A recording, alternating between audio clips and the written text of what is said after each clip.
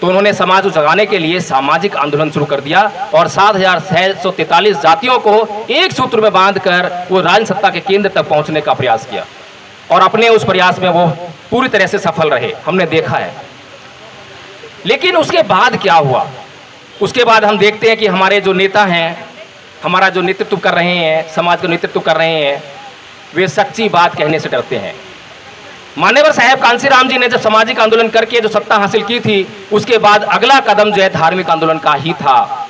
इस बात को हम समझ नहीं पाते, क्योंकि सांस्कृतिक परिवर्तन जब तक इस देश में नहीं होगा, अगर हम दूसरों की संस्कृति के अधीन जीते रहेंगे तो वो संस्कृति हमें लगातार गुलाम बनाए रखेगी। आज भी मैं देख रहा हूं कि यहाँ पर बैठे हुए जितने भी लोग हैं वो कहीं ना कहीं उस संस्कृति से जुड़े हुए लोग हैं, जो संस्कृति हमें लगातार गुलाम बनाने का प्रयास कर रही है। तो सच्ची बात तो यह है कि हमारा ये सांस्कृतिक मामला है। आज डॉक्टर रितु की लड़ाई नहीं है। डॉक्टर रितु आज सक्षम है, वो ऐसा आंदोलन यहाँ पर लगा सकती हैं, आज तमाम साधन उनके पास है। लेकिन आज हमारे समाज के ऊपर लगातार रोज अत्याचार हो रहे हैं। मेरे पर रोज फोन आते हैं कि सर यहाँ पर ऐसा हुआ है, मेरे ऊपर SC/ST एक्ट में अत्याचार हुआ, मैंने FIR लिखाई, चार्जशीट फाइल हो गई है, लेकिन गिरफ्तारी नहीं हुई है, लेकिन कोई उनको जो है सहायता नहीं मिल रही है। फिर गरीब लोग हैं, वो ऐसा आंदोलन नहीं कर सकते हैं, अपनी आवाज को इतने बड़े पैमाने पे पहुंचा नहीं सकते हैं। हम लोग भी उनको तवज्जो नहीं देते हैं, क्योंकि जब तक कोई मामला समाज का हाईलाइट नहीं होता है तो वहां पर हम लोग पहुंचने का काम नहीं करते हैं। तो समाज को उन अत्याचारों से निजात कैसे मिलेगी, उनको न्याय कैसे मिलेगा? आज डॉक्टर रितु की लड़ाई जो है अपने लिए नहीं, उस समाज के लिए होनी चाहिए। लेकिन वो समाज के लिए जो लड़ाई तब कर पाएंगी जब उन्हें परम पूज्य बाबा साहब डॉक्टर भीमराव अंबेडकर की जो लड़ाई है वो अच्छी तरह से समझ में आएगी।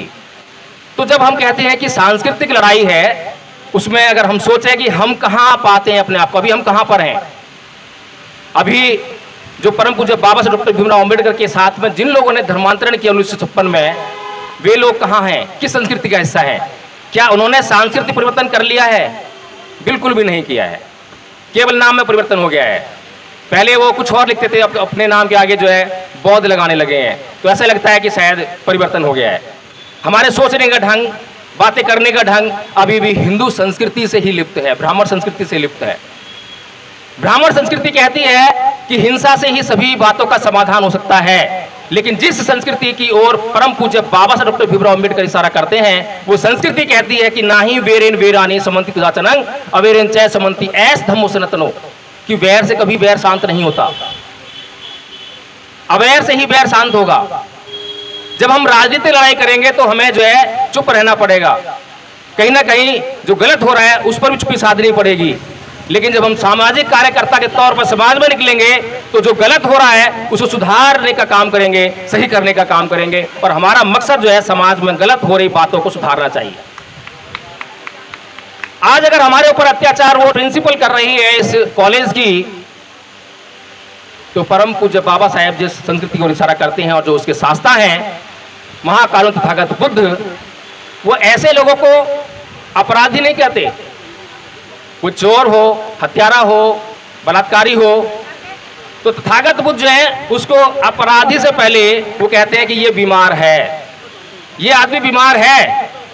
वो डॉक्टर सविता जो प्रिंसिपल है इस कॉलेज की, जिसमें से कि डॉक्टर रितु को वहाँ से रस्टिकेट किया गया है, तो वो जो महिला है वो मानसिक बीमार है, अपराधी तो है, अपराध तो कर रही है। अपराध को संविधान निश्चित करता है, कानून निश्चित करता है कि वो अपराधी है, लेकिन तथागत बुद्ध बोलते हैं कि वह जो है बीमार है और बीमार का इलाज करना चाहिए। और बीमार का इलाज करने का, ऐसे बीमारों का इलाज करने का अगर कहीं पर कोई सिस्टम है तो वो तथागत बुद्ध का धम्म है। तो कहने का मतलब ये है कि हम, क्योंकि राजनीति जब करेंगे तो हम ऐसे लोगों का इलाज नहीं करेंगे, हम संघर्ष करेंगे, हम अपने आप को जबरदस्ती संघर्ष में ला देंगे। और युद्ध कहीं पर भी हो, कोई सा भी युद्ध हो, चाहे वो हमारे हित के लिए हो, चाहे किसी के भी हित के लिए हो, लेकिन युद्ध में कोई ना कोई तो मारा जाएगा, वहाँ सुरक्षा नहीं है। लेकिन भगवान बुद्ध जिस तरफ इशारा कर रहे हैं, जिस संस्कृति की बात परम पूज्य बाबा साहब कह रहे हैं, उसमें दोनों तरफ के व्यक्तियों की सुरक्षा निहित है। वहाँ कोई मरने वाला नहीं है, दोनों सुरक्षित रहेंगे। तो कहने का मतलब यह है कि इस देश में कुछ लोग जो है राजनीति करने के लिए कुछ भी कहते हैं, कोई भी आंदोलन चलाते हैं। जो लोग वो आंदोलन चला रहे हैं उनका मकसद क्या है? वर्ग भेद पैदा करना, वहाँ संगठन है, यहाँ संगठन है, मेरा दल है, तेरा दल है, वह संख्या का मामला है। ये तथागत बुद्ध संख्या की बात नहीं करते, गुण की बात करते हैं। वे समाज सुधार की बात करते हैं।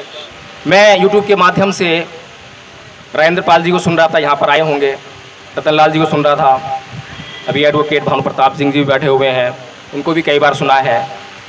तो मेरी पीड़ा हमेशा ये रहती है कि जो परम पूज्य बाबा साहब डॉक्टर भीमराव अम्बेडकर, उनको पढ़ने का काम हम इल्ज़ाम लगाते हैं कि जो अनपढ़ समाज है, कम पढ़ा लिखा समाज है, वो पढ़ता नहीं है, समझता नहीं है।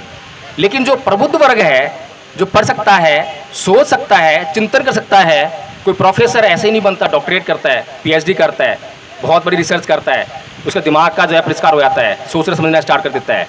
तो अभी तक हम लोगों ने परम पूज्य बाबा साहब डॉक्टर भीमराव अम्बेडकर के सिद्धांतों पर सोचना समझना शुरू क्यों नहीं किया है?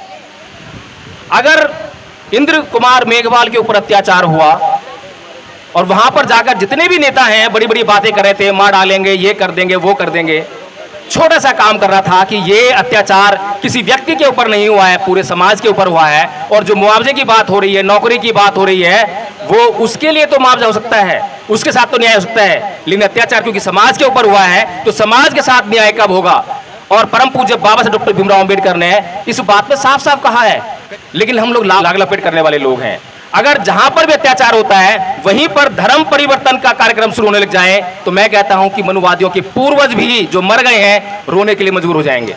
और एक समय ऐसा आएगा कि जब सांस्कृतिक परिवर्तन हो जाएगा, सांस्कृतिक परिवर्तन में डॉक्टर सविता जो हमारे खिलाफ काम कर रही है, अगर उसके दिमाग का परिष्कार हो जाए तो वही डॉक्टर रितु से आके माफी मांगे कि गलती होगी मेरे से, मैं क्या कर रही थी, मैं बाबा साहेब के बच्चों का अपमान कर रही थी, जिस बाबा साहेब ने हिंदू कोड बिल के माध्यम से मुझे यहाँ बैठने का अधिकार दिया, मैं उसका अपमान कर रही थी।